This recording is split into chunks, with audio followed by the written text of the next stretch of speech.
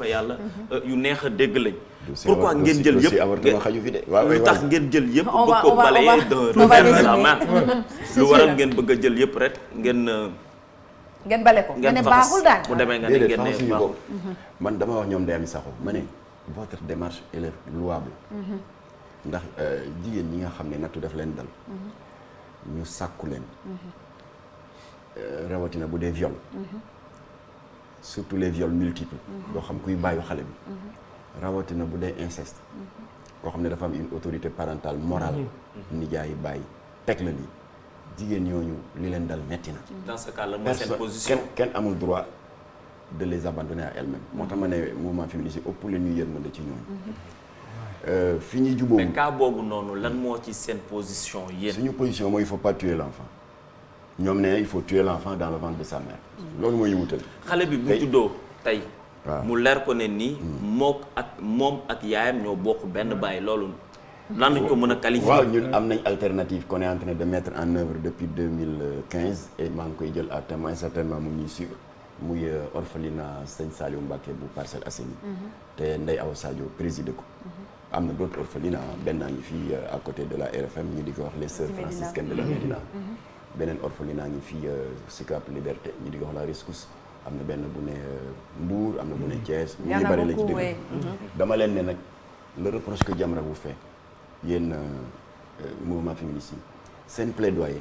du ma dégg mukk ngeen di tudd cette alternative des. c'est-à-dire trouver une solution à côté oui mais on va la laisser terminer. oui alors ndax ñun ñu ngi koy pratiquer. bu doon théorie la ngeen mën a wax. mais Ndeye Awa Sadio est là allez la voir ngeen gis que ñaata xale la ñu sauver des instruments mortels des avorteurs.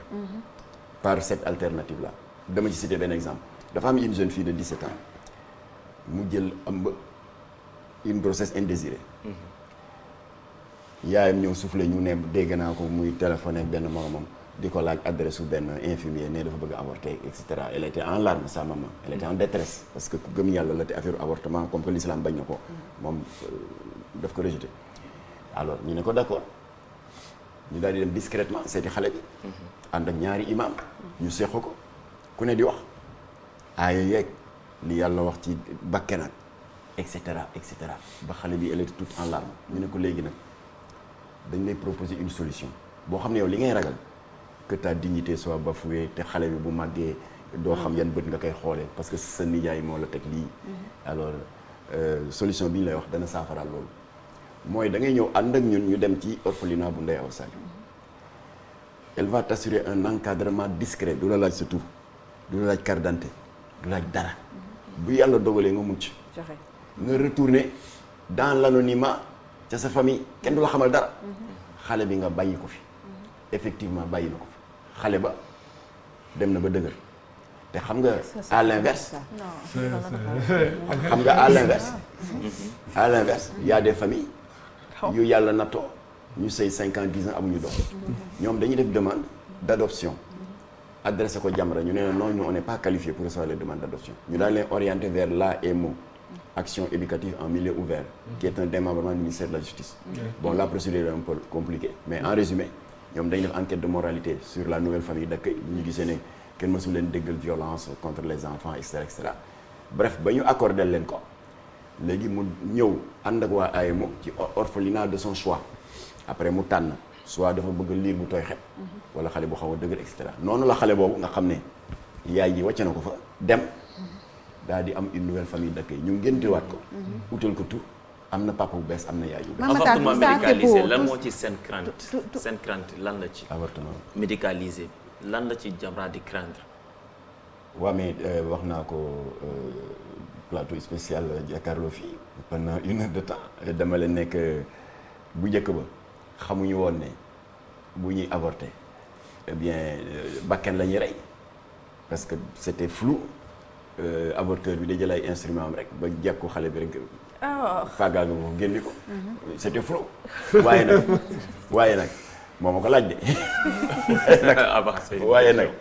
waaye nag en 84 avec l'avancée des nouvelles découvertes sur le diagnostic prénatal notamment avec l'avènement du balayage à l'ultrason te ñu gën ko xam ci turu échographie.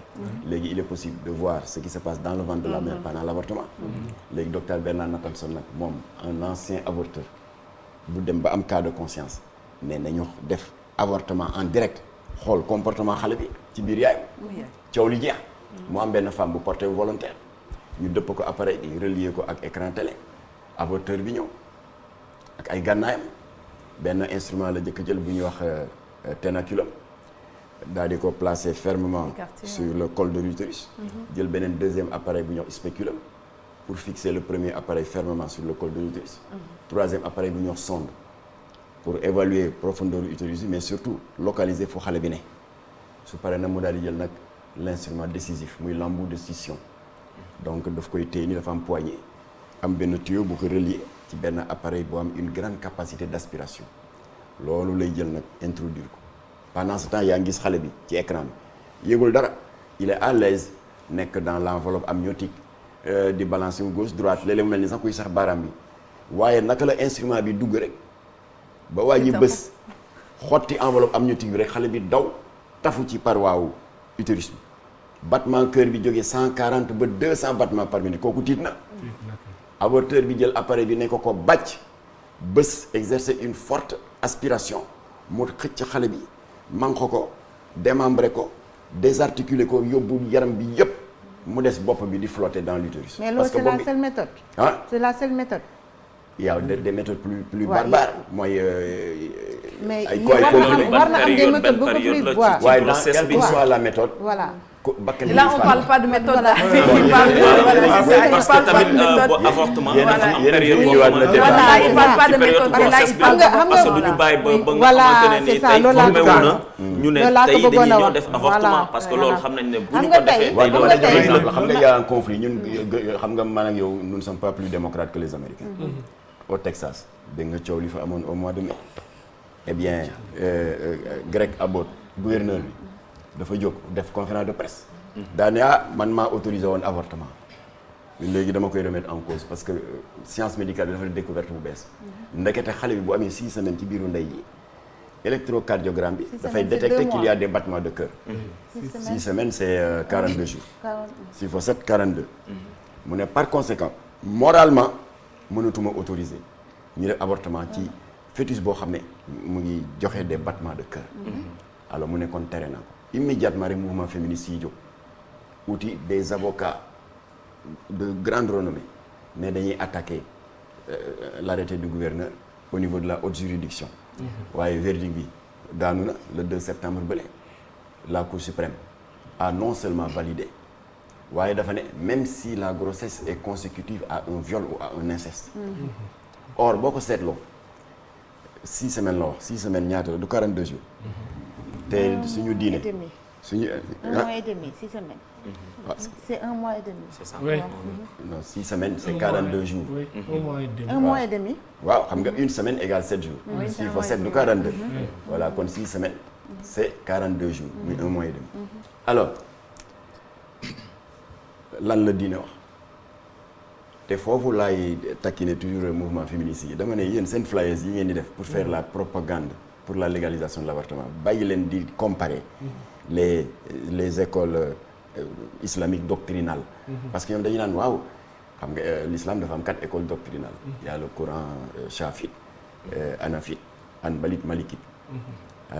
ñu naan waaw le Coran hanbalite ñoom dañu ne balaa fœtus bi ñuy jàpp ne am na bakken il faut mu def 120 jours le Coran chafite nee na 40 jours ainsi de suite hanafite am nombre de jours bu mu wax malikite def nombre de jours bu mu wax ma ne leen pourquoi cette communication est maladroite dañuy leen laajte ndax Sénégal malgré la diversité des tarixa Touba Tivaouane Ndiassane Thiénaba Niassène et cetera ñoom ñëpp ñu ngi tënku ci l'école doctrinale malikite. or école doctrinale malikite lu mu wax imam Malik mu ngi ko jëlee ci hadis bu wér bu mu jëlee ci muslim nee na xale bi bu defee au bout de la 42e nuit de la présence du fœtus dans le ventre de la mère suñu borom dafay yónni benn malaayka chargé ko d'une mission bu tudd ruuhu rabbaniya qui consiste à insuffler une âme dans l'ovule fécondé de la mère à partir de ce moment Shariatul Muhammadiyya ne bakken taxaw na.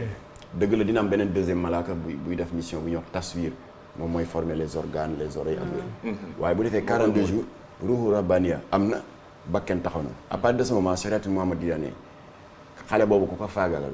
tu auras commis un meurtre qui appelle une réponse judiciaire.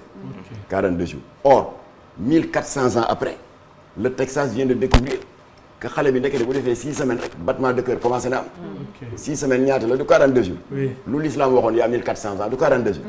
voilà loolu la ñuy wax féministes yi. ñu ne nag nañu tënku ci loolu coow li jeex. man dama la bëggoon juste wax benn.